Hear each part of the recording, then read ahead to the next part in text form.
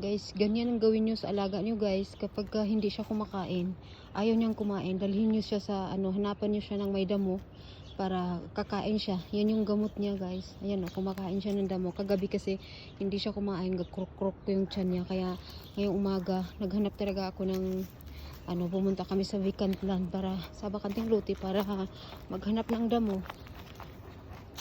Para kakain siya ng damo. Yun yung gamot niya kasi mas maigi yun gamot niya kasi gagaling siya kaagad guys. Sa mga may aso dyan, ganyan. Kasi na siya sige na lang mga medication niya. Mas maigi yung ganito para para ligtas sa kidney, hindi masira yung kidney niya.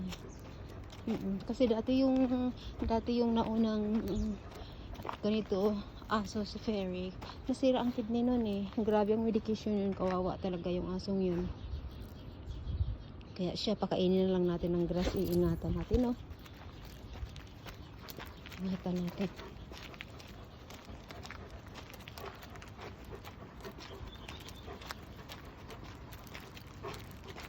Ingatan natin siya guys para ganda po ng flower dyan. Nakakawala ng stress yung mga flower.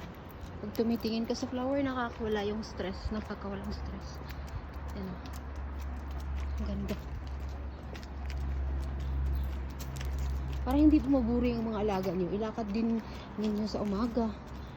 Minsan 3 times kami naglalakad.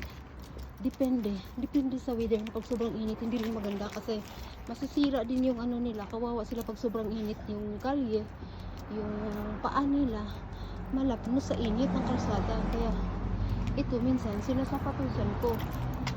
Alin ba dito tayo? Here, go home na tayo. Yala, let's walk for go home. Dali. Come, let's go. Ayaw niya pang umuwi. Gusto niya pang mato sa bakanting lote.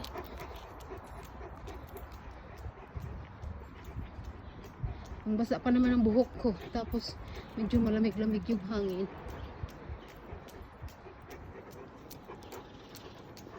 Yan, ganyan ang aso nyo. Pag naglakad, huwag nyo yung pakawalan ng habaan yung lace. Kailangan nasa left side nyo siya.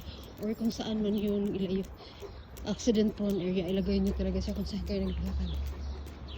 Yan.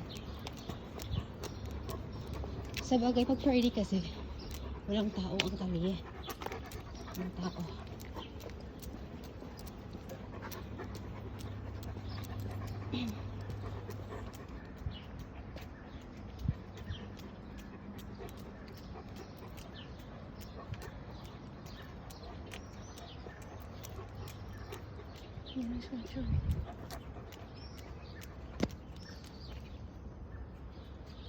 Iba dito may mga pine tree na gumagapang.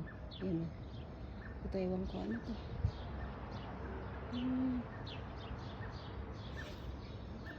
Ganda po.